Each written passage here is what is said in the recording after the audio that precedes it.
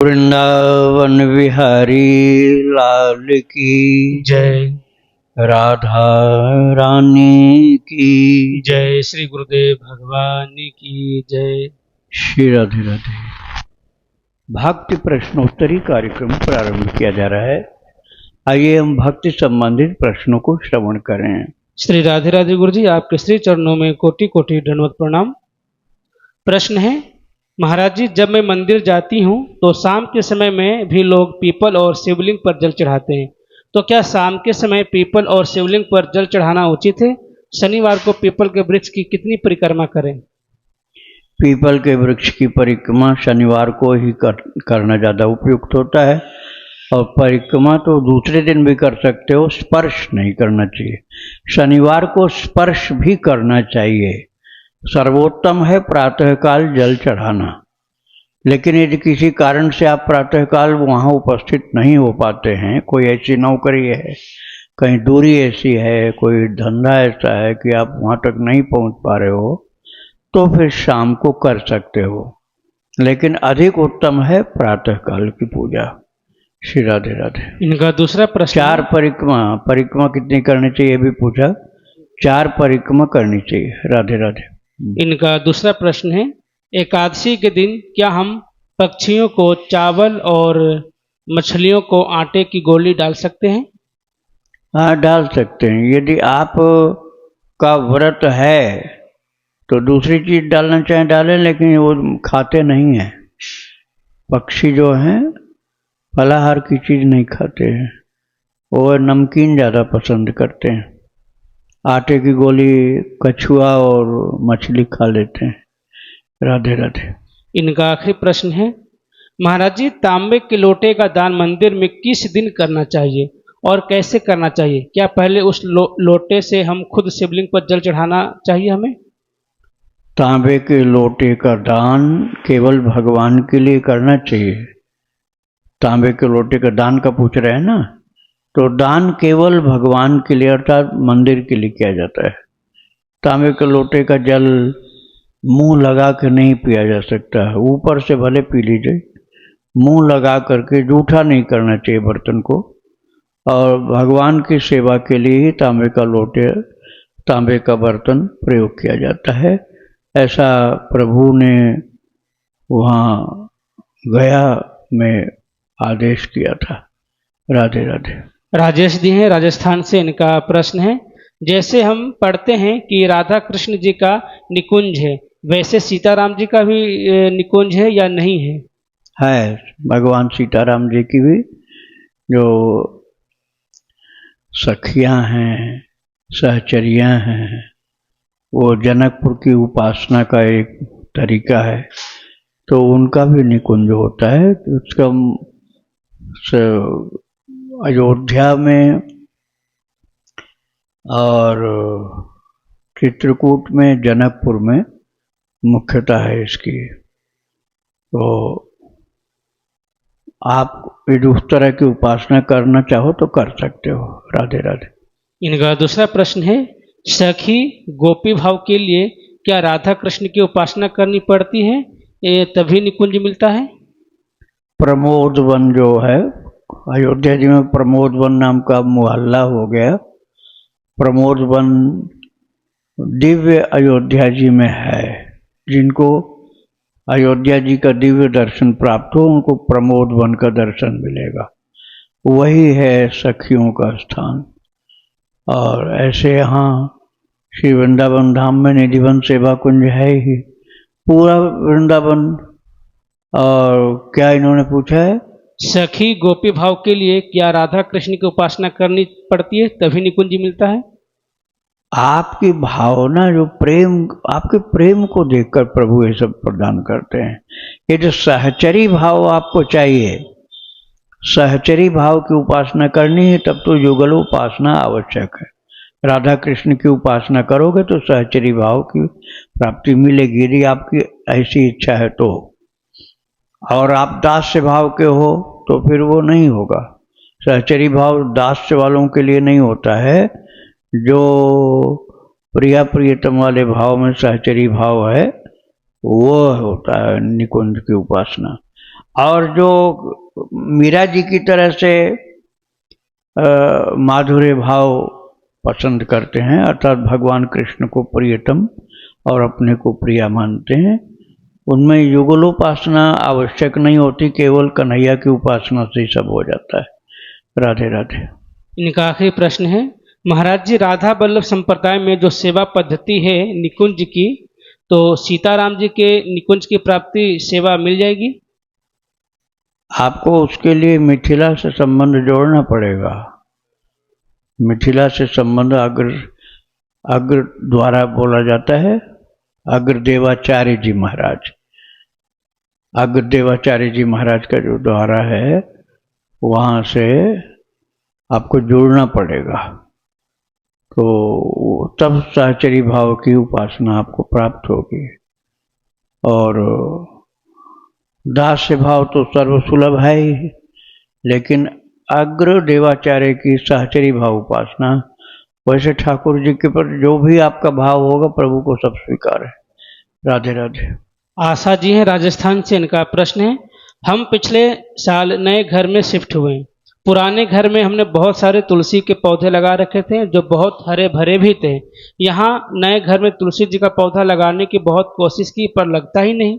बहुत बार नर्सरी से पौधे लाए और कई बार मंजरी भी गमले में डाली, पर कुछ दिन में ही पौधे सूख जाते हैं। गुरुदेव, हम वैष्णव हैं, सुबह शाम आरती होती है, खूब पूजा पाठ भजन करते हैं, लहसुन प्याज भी नहीं खाते, सात्विक आहार करते हैं, फिर ऐसा क्यों हो रहा है? हमें तुलसी महारानी की कृपा कैसे प्राप्त होगी? वो कैसे हरी भरी होंगी? आप यदि ऐसी जगह पर अपना गमला रखिए कि धूप भी मिले, छाया भी मिले, और उठा करके कमरे में भी रात को ले जाइए। और बहुत ज़्यादा जल भी नहीं डालना, बहुत ज़्यादा जल डालने से पौधा गल जाती जड़ उसकी। थोड़ा जल डालना चाहिए और ह्यूमिडिटी वाला मौसम होना चाहिए। जैसे आजकल चल रहा है ना बरसात का सीजन, समझ लो जुलाई अगस्त, ये 2 महीने मुख्य हैं तुलसी का पौधा लगाने के लिए, जुलाई अगस्त। बहुत तेज गर्मी होगी या बहुत तेज सर्दी होगी तो तुलसी का पौधा नहीं लग पाएगा। और ये भी ध्यान रखना कि तुलसी के पास दिया जला कर नहीं रखना, आरती करके दीपक दूर रखो, नहीं तो पौधे के ऊपर बिल्कुल आंच लग जाने से भी पौधा सूख जाता है। श्री राधे राधे। मोदी नगर से गुरु जी, इनका प्रश्न है, गुरुदेव मेरा किचन छोटा है और जहाँ मैं खड़े होकर भोजन बनाती हूँ वहाँ मेरे पैरों के नीचे ओम स्वयं बन गया है, कृपया मार्गदर्शन करें, क्या करना चाहिए? ओम स्वयं बन गया।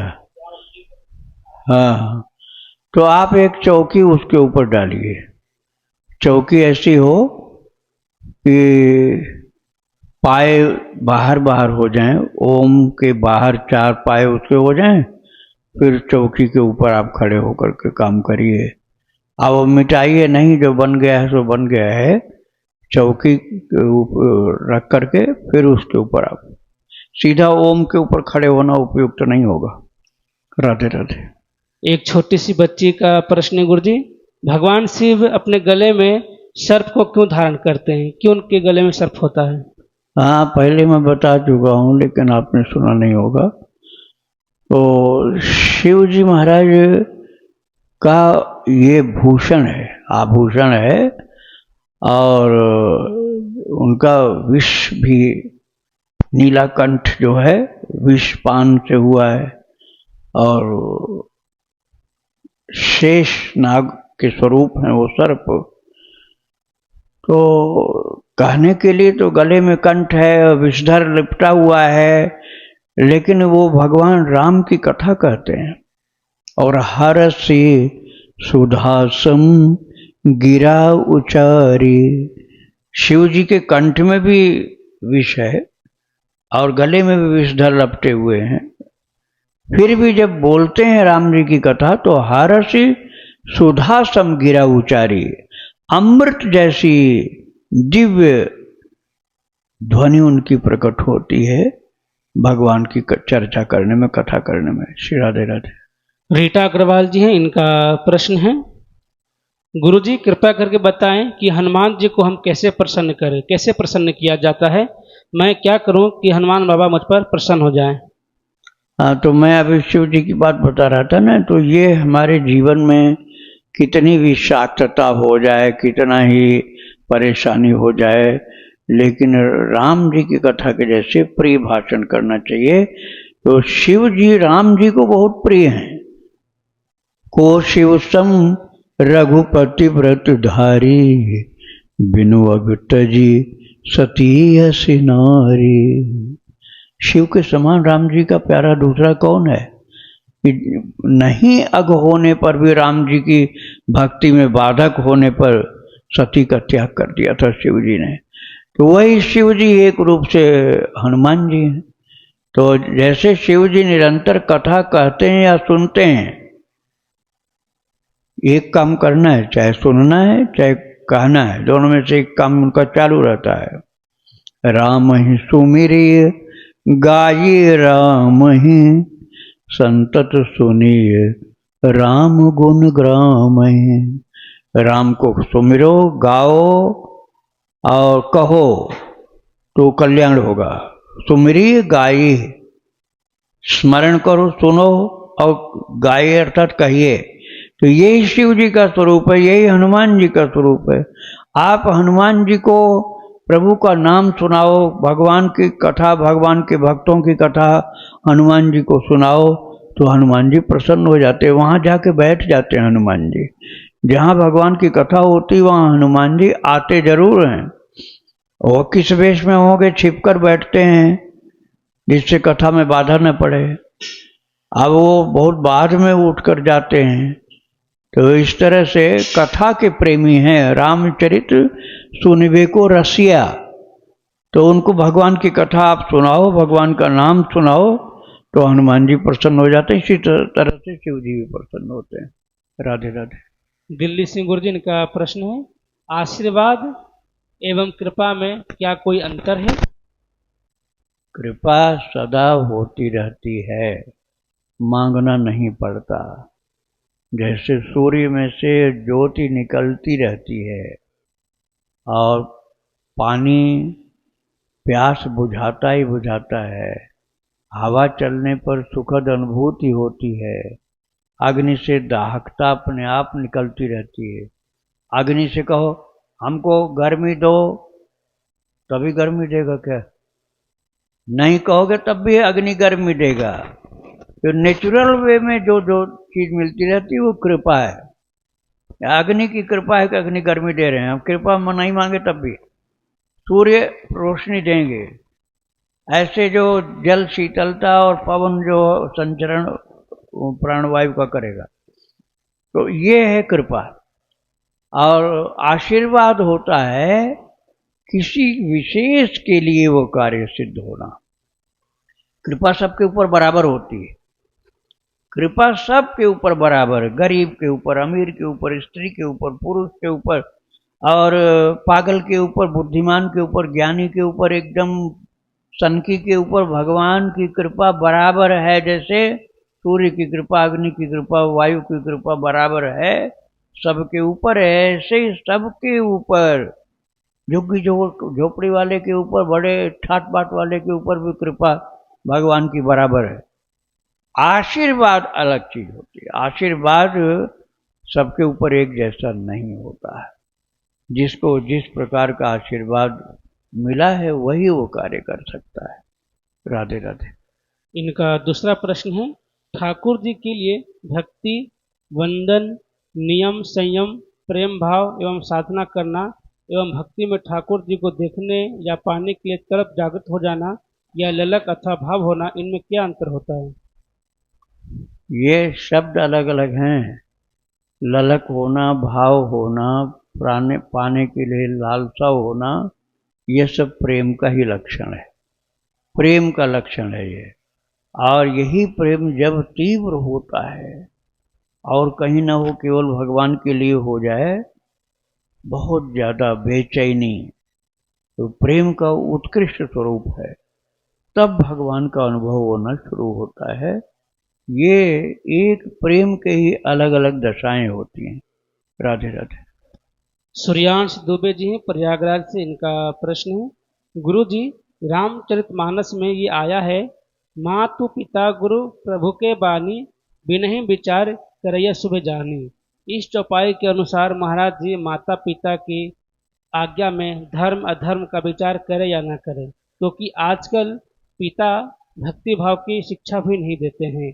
अगर माता पिता आज्ञा में ये लगे कि ये अधर्म है, तो ऐसे में उनकी आज्ञा माननी चाहिए या नहीं, और यदि आज्ञा नहीं माननी चाहिए तो फिर रामचरितमानस में ऐसा क्यों लिखा है, चौपाई बिनहि विचार करे शुभ जानी। कृपया इस चौपाई का सही अर्थ बताकर मार्गदर्शन करें।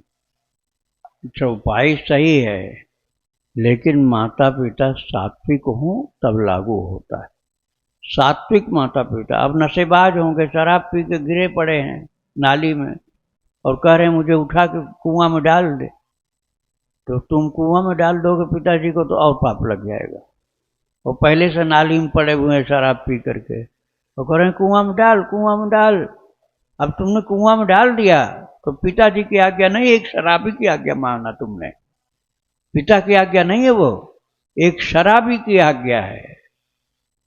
तो यदि माता पिता सात्विक हैं तब उनकी आज्ञा का पालन करना बहुत कल्याणकारी है। बस इतना ध्यान देना आपको। राधे राधे। सहारनपुर से गुरुजी, इनका प्रश्न है, तुलसी के पौधे पर जो मंजरी आती है उनको किस दिन और किस तिथि पर किस में तोड़ना चाहिए? मंगलवार को नहीं तोड़ना, रविवार को नहीं तोड़ना, द्वादशी को नहीं तोड़ना है, और रोजाना दिन में तोड़ सकते हो, रात में नहीं तोड़ना चाहिए। श्री राधे राधे। इनका दूसरा प्रश्न है, हमारे घर के मंदिर में माता रानी की तस्वीर मूर्ति पर उड़ाई गई छोटी छोटी चुनरी अगर फट जाए या पुरानी हो जाए तो उनका क्या करें? उन सबको मिला करके एक जैसे जाड़े के लिए गद्दा या रजाई बना सकते हो। रजाई में, गद्दा में उन सबको डाल दो और भगवान के ही मंदिर में उनको ओढ़ने के लिए, बिछाने के लिए, या दीवार पर थोड़ा सा और सुंदर सुंदर कपड़े जोड़ करके सजावट के लिए उसको प्रयोग करना चाहिए। उसको फेंकना नहीं चाहिए। ठाकुर जी के लिए मसनद, तकिया, गद्दा, रजाई, इन सब में उसको भर करके उसका उपयोग कर लेना चाहिए। राधे राधे। ऋषि जी है लखनऊ से, इनका प्रश्न है, भगवान परम ब्रह्म राम जी, भगवान शंकर जी जब भी बैठे होते हैं तो हमेशा उनका एक पैर ऊपर और एक पैर नीचे रखे दिखाया जाता है। इस तरह बैठने का कोई खास अर्थ है क्या महाराज जी? शिव जी का कह रहे हैं ना? हाँ, नहीं, ऐसा नहीं है। बैठे बट तरी करी कमलासन, शिव जी का प्रमाण है। शिव जी कहाँ बैठते हैं? वट तर, वट वृक्ष के नीचे। किस तरह से? कमलासन। कमलासन माने पद्मासन।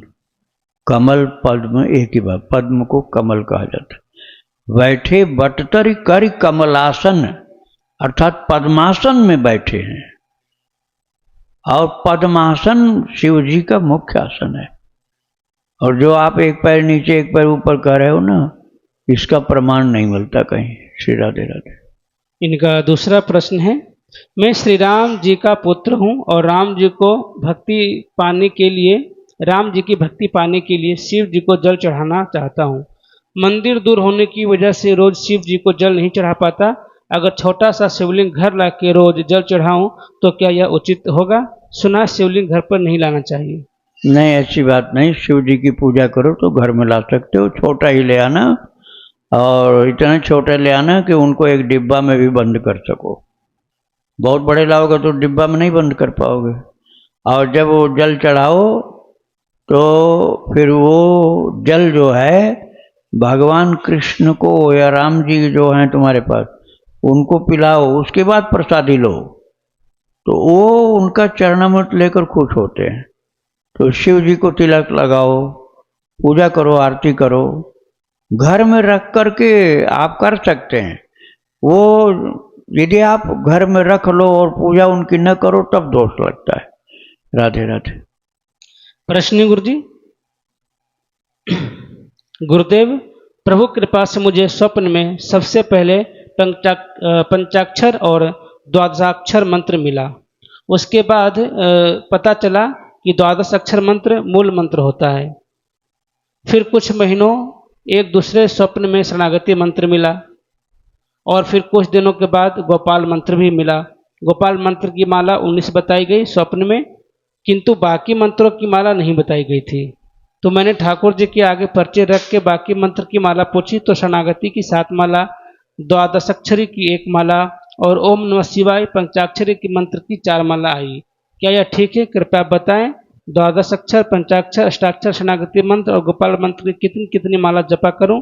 गोपाल मंत्र के स्वप्न में 19 माला बताई गई थी। जब तक दीक्षा न हुई हो इनमें से एक भी नहीं करो, एक भी नहीं करना। जितना आपने बताया एक भी नहीं करना जब तक दीक्षा न हो। केवल राम राम सीताराम, राधे श्याम राधे राधे, श्री राम जय जय राम, ये करना आपको जब तक दीक्षा नहीं हुई। और जब दीक्षा हो जाएगी तो इनमें से जो मंत्र आपको दीक्षा में मिलेगा उसका जप आप करेंगे। श्री राधे राधे।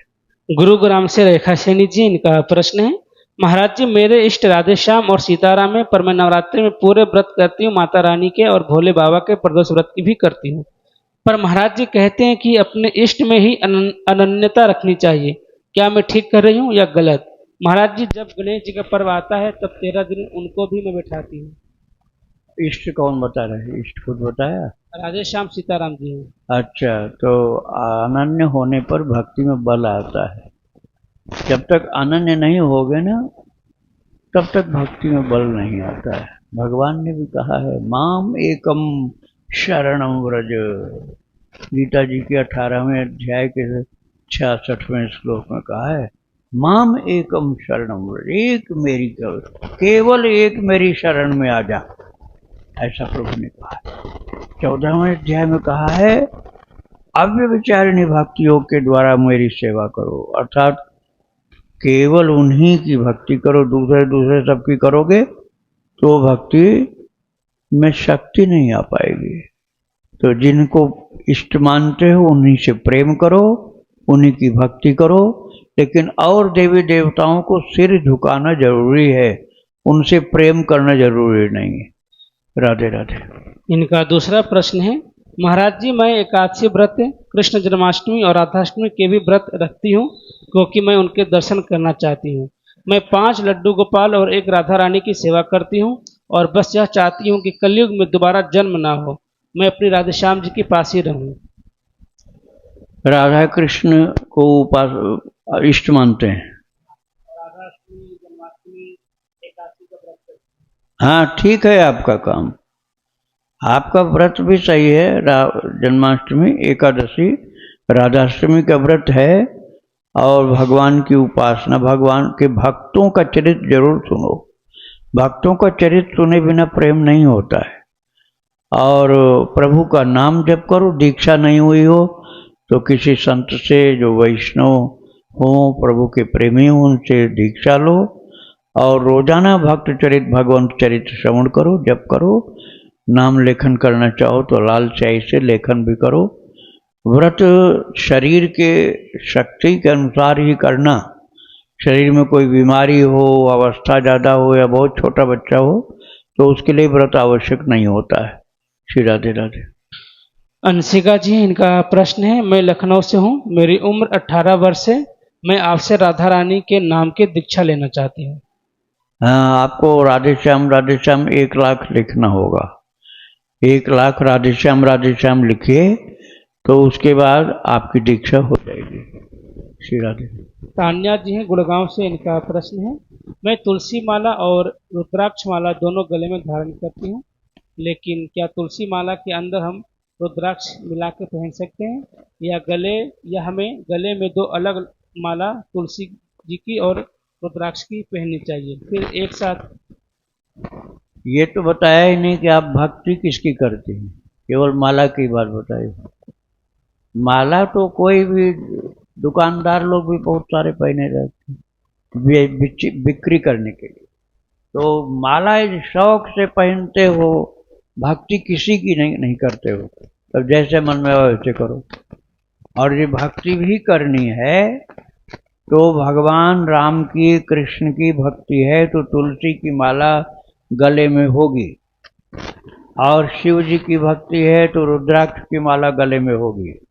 दूसरी वाली माला गले में न पहन करके बाह में पहनना, भुजा में। जैसे आपने तुलसी की माला पहन रखी, भगवान सीताराम जी की भक्ति करते हो, गले में तुलसी की माला पहनो, और शिव जी के प्रति श्रद्धा भाव है तो एक रुद्राक्ष का मन का आप यहाँ पहन दो बाह में, तो दोष नहीं लगेगा। अब उसी में आप तुलसी में रुद्राक्ष मिला के पहनोगे तो बहुत गलत हो जाएगा, ऐसा नहीं करना चाहिए। राधे राधे। वंदना जी हैं दिल्ली से, इनका प्रश्न है, मासिक धर्म के पहले दिन ही जब मैंने तुलसी पर मंजरी देखी तो मैंने उसको हटा दी, पर मैं भूल गई थी कि मेरा आज पहला दिन है। बाद में मुझे बहुत दुख हुआ। ऐसे ही काफ़ी टाइम पहले मेरे पहले दिन पर ही मैं अपने लड्डू गोपाल को नहलाकर कपड़े पहनाए, तभी याद आया कि मेरे तो मासिक धर्म हो रहे हैं। तभी मुझे बहुत दुख लगा कि मेरे को याद ही नहीं रहा कि मुझे आज छूना नहीं है। क्या मुझे पाप लगेगा? मन बहुत बेचैन हो जाता है, कृपया मार्गदर्शन करें।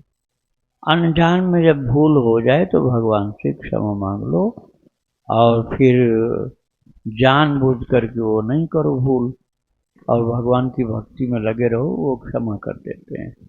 श्री राधे राधे। दीपक त्रिपाठी जी हैं दिल्ली से, इनका प्रश्न है, क्या मैं सीताराम हनुमान का कीर्तन सुबह और शाम की संध्या जप के बाद 10 मिनट कर सकता हूँ? हाँ, दोनों टाइम कीर्तन करने में थोड़ा कोई बाधा है। अरे 2 टाइम करो, 3 टाइम करो, 4 टाइम करो, जितना चाहो हनुमान जी का, भगवान का नाम मिला कर करो। जय सिया राम, जय जय हनुमान, जय गुरु रामानंद भगवान। इसमें गुरु का भी हो गया कीर्तन, इसमें हनुमान जी का भी हो गया, राम जी का भी हो गया। तो भगवान का नाम, गुरु का और हनुमान जी का एक साथ कीर्तन हो गया। कीर्तन तो चाहे जितनी बार करो अच्छा ही होता है, कोई हानि नहीं, लाभ ही लाभ है। राधे राधे। दीपा जी हैं अमेरिका से, इनका प्रश्न है, गुरुजी पहले हम प्याज की बर्तनों में ही बनाकर कन्हैया को भोग लगाते थे, पर अब हम नए बर्तन खरीद कर ले आए हैं। नए बर्तन में खाना बनाती हूँ, लेकिन भोग लगा के बर्तन क्या उनको भी बदलना पड़ेगा? वो मेरे कान्हा को बहुत पसंद है, उनमें चांदी के भी बर्तन हैं, या उन्हीं बर्तनों में भोग लगा सकती हूँ? कृपया मार्गदर्शन करें। देखो, आप अब नए बर्तन लाए हो जिसमें लहसुन प्याज नहीं बना पहले कभी, तो वो सर्वोत्तम है। लहसुन प्याज वाले बर्तन दुर्गंधित हो जाते हैं। अब चांदी वाला बर्तन है और आप उसको यूज करना चाहते हैं तो उसको खूब तपाइए, खूब आग में भस्म कर दो पूरा, और फिर अच्छी तरह से सफाई कर लो, चमक जाएगा वो, तो वो बर्तन शुद्ध हो जाएगा। केवल धोने से मांजने से शुद्ध नहीं होगा। राधे राधे। वृंदावन बिहारी लाल की जय। राधा रानी की जय। श्री गुरुदेव भगवान की जय। श्री राधे राधे।